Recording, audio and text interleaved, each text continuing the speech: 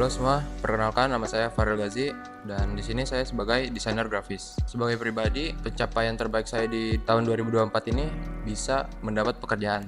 Selain itu, sudah bisa memenuhi ekspektasi orang tua saya dan juga bisa hidup sebagai pribadi yang mandiri. Dan tahun ini juga tahun kelulusan saya sebagai murid SMK. Nama saya Ipung dari Divisi Finance. Untuk pencapaian paling membanggakan di 2024 tahun ini bisa menyekolahkan anak di jenjang perguruan tinggi dan alhamdulillah masuk di negeri. Karena kebetulan masuk perguruan tinggi plus yang kecil juga masuk SMP, jadi benar-benar effort untuk pikiran, tenaga, biaya, dan alhamdulillah bisa tercapai semuanya.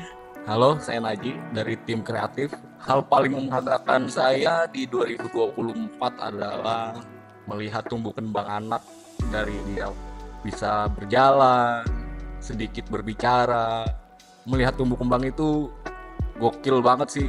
Rasanya tuh kalau dari kantor pengennya cepat-cepat pulang aja. Gitu. Kalau yang lainnya belum ada sih, cuma fokus membesarkan anak aja sih. Jadi pengen bonding banget sama anak. Perkenalkan, nama saya Wildan. Pencapaian paling membanggakan saya di 2024 yaitu kemajuan progres saya buat termasuknya salah satu itu kayak skill up untuk pekerjaan, terus juga portfolio yang jadinya tuh banyak banget. Yang tadinya tuh kerjaannya tuh portfolionya tuh dikit banget. Jadi tuh kayak signifikan banget gitu. 180 derajat beda banget. Kurang lebih kayak gitu. Berhasil di tahun 2024 ini untuk lebih fokus ke diri sendiri, termasuknya salah satu tuh aware sama kesehatan, terus banyak memulai hal baru secara positif, ninggalin banyak hal untuk yang negatif ya juga, habit-habitnya. Kurang lebih dari segi kesehatan sih, lebih aware, kurang lebih itu. Iya, lebih sering olahraga juga, terus banyak mengetahui hal-hal tentang ilmu-ilmu baru kayak kesehatan, terus apa yang harus dijaga, terus apa aja yang bikin kita bahaya dari segi pola makan, terus pentingnya olahraga juga, kayak gitu sih Pak. Halo, aku Ame dari Kreatif. Pencapaian yang paling membanggakan di 2024 itu menurut aku adalah perasaan konten dan secure yang aku rasain di tahun ini, karena aku ngerasa sudah cukup aja sama diri aku sendiri. Dan aku udah bangga juga karena aku udah mau belajar banyak hal, misalkan kalau di tempat kerjaan kayak ngerender dan sebagainya. Kalau misalkan di kehidupan juga aku bisa manage diri aku, journaling, baca buku, tetap bisa membahagiakan diri di tengah kesibukan. Intinya begitu. Halo, kenalin, nama saya Filza, saya dari bagian HR. Untuk pencapaian di 2024 ini sebenarnya ada yang bersifat pribadi, ada juga yang bersifat untuk pekerjaan sendiri. Jadi memang kalau dari segi pribadi, kebetulan di tahun ini bertemu dengan pasangan yang baru. Kemudian untuk tahun ini berani untuk memutuskan melangkah ke jenjang yang lebih serius, seperti itu. Kemudian kalau misalnya di pekerjaan sendiri, di tahun ini juga alhamdulillah keterima di SRC, karena sebelumnya di kantor lama, cukup lama 3 tahun. Terus untuk sekarang di tahun ini alhamdulillahnya memulai dengan sesuatu yang baru di dunia pekerjaan, di mana itu tanggung jawabnya juga berbeda dari yang sebelumnya. Halo, aku Koji dari Divisi Desain Kreatif.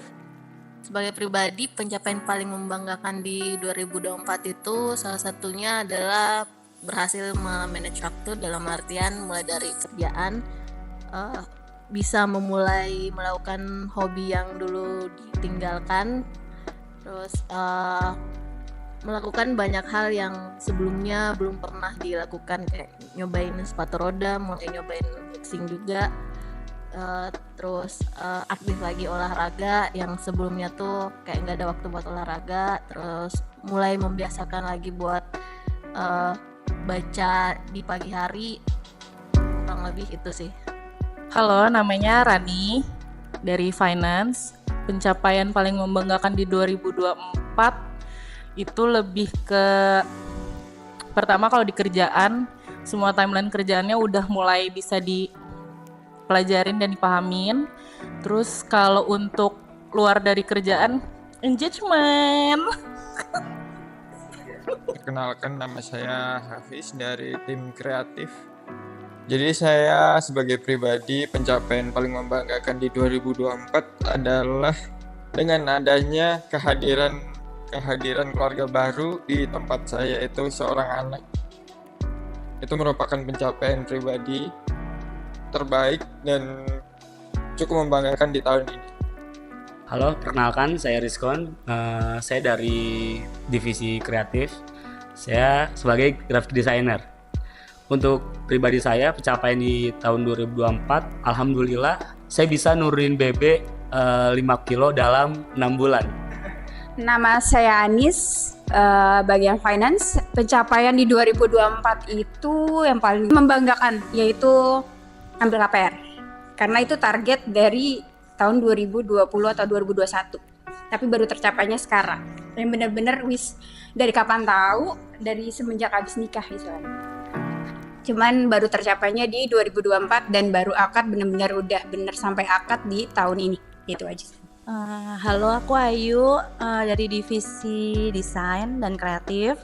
Tahun 2024 yang paling membanggakan adalah mungkin pergi umroh ya, karena dipermudah tiba-tiba dalam jangka waktu sebulan dikasih kemudahan sama Allah, bisa pergi tiba-tiba, padahal itu bukan sesuatu yang diplanningkan di tahun 2024, tapi dimudahkan. Di sana juga dikasih sehat, dikasih kesempatan yang baik untuk banyak berdoa dan dipermudahlah ibadahnya di sana sampai pulang ke tanah air dengan sehat pokoknya.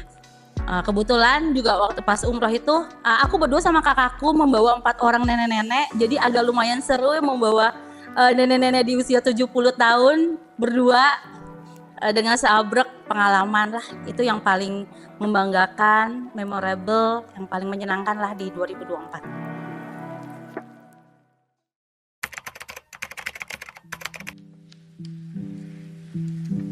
Kejadian paling berat di 2024 yaitu keseharian aja. Waktu itu tuh pernah naik motor ke kantor, waktunya tuh udah mepet dan itu motornya tuh trouble gitu di jalan.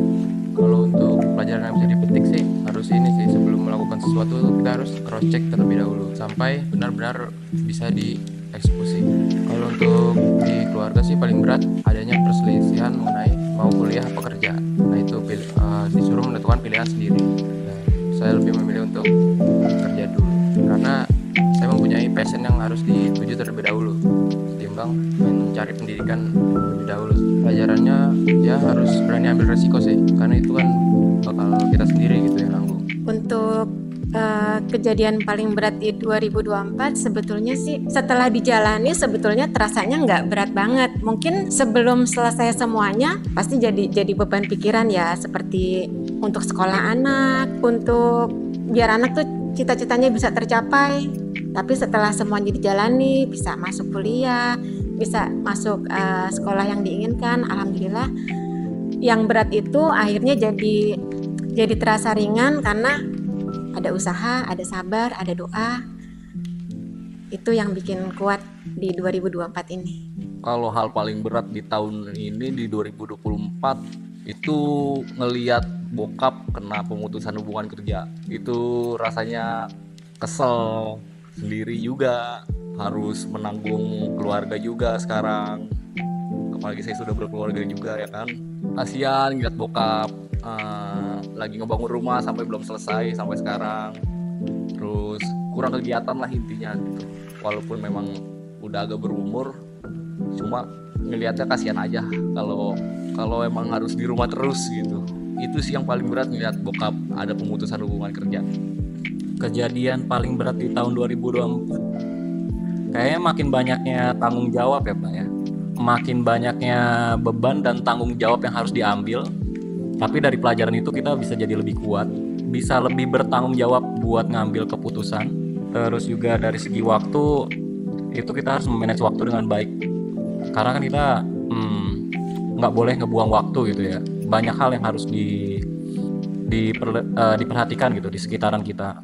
Termasuk itu paling terdekat, nggak usah jauh-jauh, salah satu itu keluarga gitu, kurang lebih gitu Pak. Sebetulnya nggak yang paling berat, tapi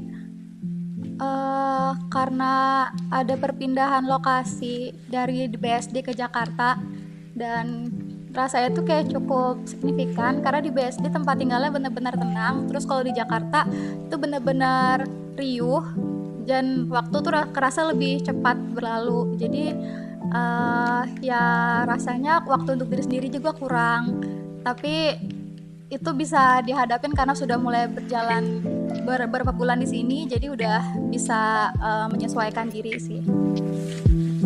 Dan pelajarannya yaitu jadi bisa embrace semua yang aku hadapin dan yang memang aku harus alamin gitu. Jadi aku belajar untuk nerima aja semuanya dan mencoba membangkitkan diri dari itu.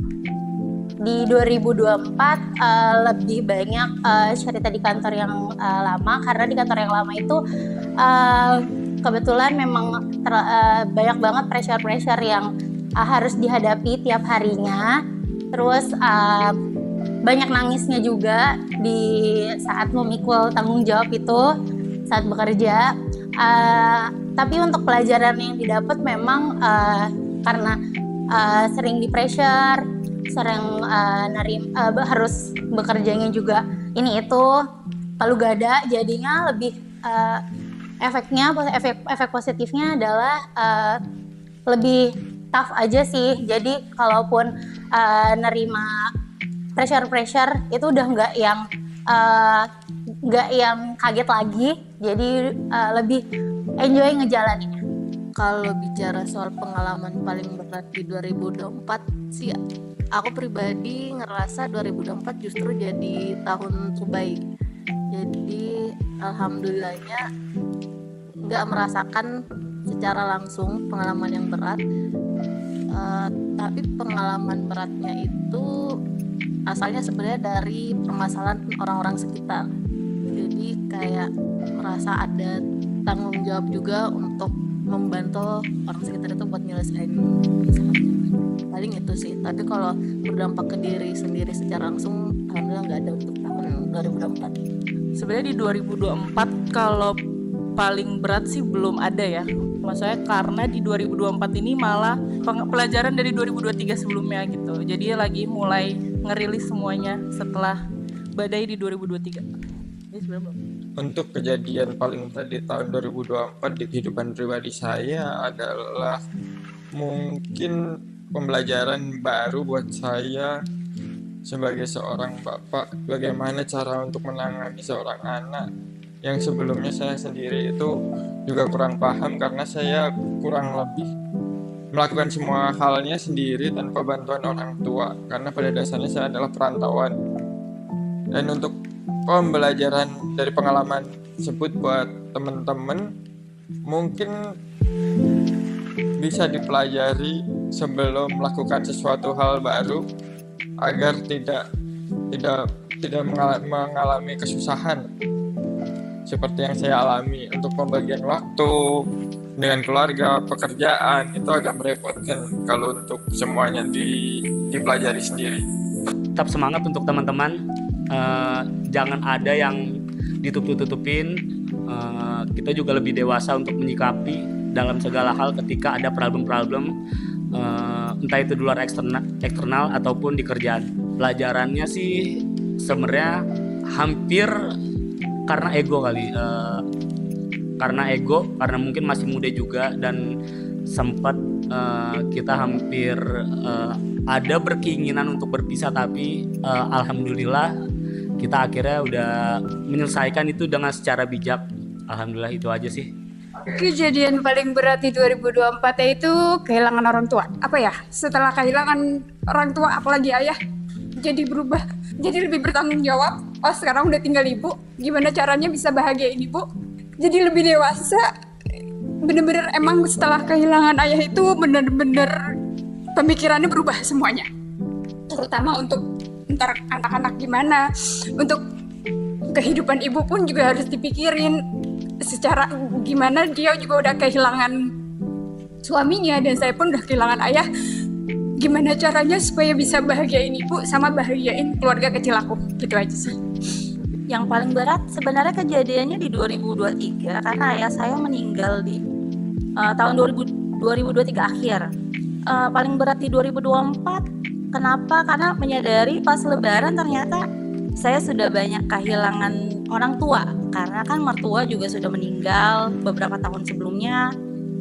Ayah juga meninggal di tahun 2023. Jadi pas lebaran 2024 itu cuma nanya tinggal ibu istilahnya yang ada pas lagi di Idul Fitri. Itu sih lumayan berat tapi mungkin bukan pengalaman buruk ya, tapi berat karena mungkin banyak kenangan ya yang hilang ternyata gitu aja sih. Pengalamannya mungkin next akan lebih sabar kali ya. Kalau misalnya ngadepin orang tua atau apa, mungkin pada saat dia lagi ada, kadang kita suka bete-bete, suka kesel-kesel ngurusinnya pas pada saat sakit. Tapi ternyata kalau pas pada saat kehilangan tuh rasanya akan lebih berat kayaknya.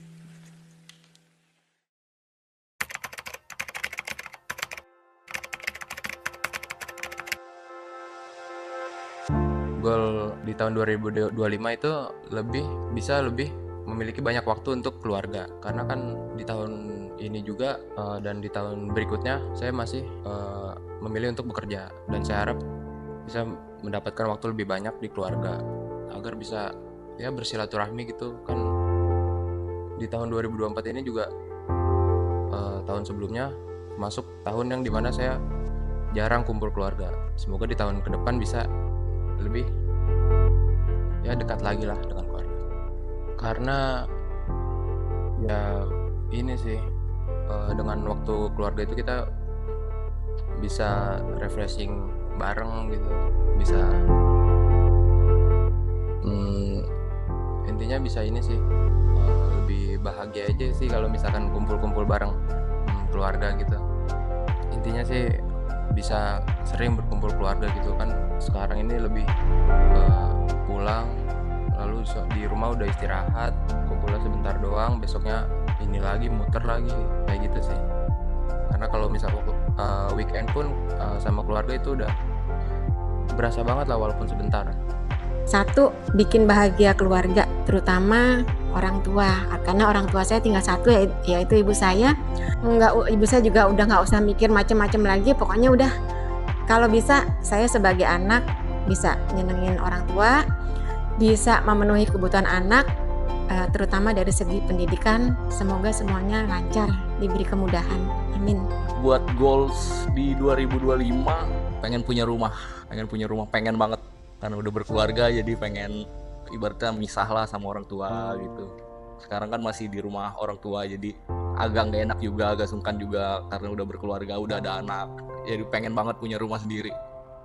Itu sih.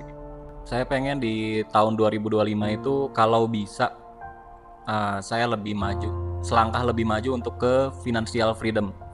Karena untuk financial freedom tuh saya nantinya tuh bisa salah satu itu mewujudkan mimpi-mimpi saya, terus juga terlepas saya dari banyaknya tanggung jawab, itu saya bisa lebih terselesaikan dan lebih mempermudah untuk kedepannya. Goal di 2025 salah satunya adalah menikah, karena itu adalah pencapaian terbaru mungkin di dalam hidup, dan tentunya kalau menikah bakal punya kehidupan yang baru, terus punya tanggung jawab yang baru, dan semuanya pasti bakal terasa berbeda karena benar-benar kita udah punya keluarga sendiri, jadi harus mandiri dan gak tergantung sama orang tua lagi gitu. Mungkin kalau misalnya goalnya ya, karena di sini juga saya kan baru ya di SRC, jadi sebenarnya sih pengen banyak ngasih kontribusi sih apa yang sudah dipelajari di kantor sebelumnya dan diaplikasikan di SRC. Karena banyak juga pengalaman-pengalaman mungkin yang bisa diaplikasikan ke sini, karena berbeda juga sih sebenarnya. Jadi untuk penting juga karena biar wawasannya juga lebih luas lagi, lebih banyak lagi pengalaman yang bisa saya dapatkan.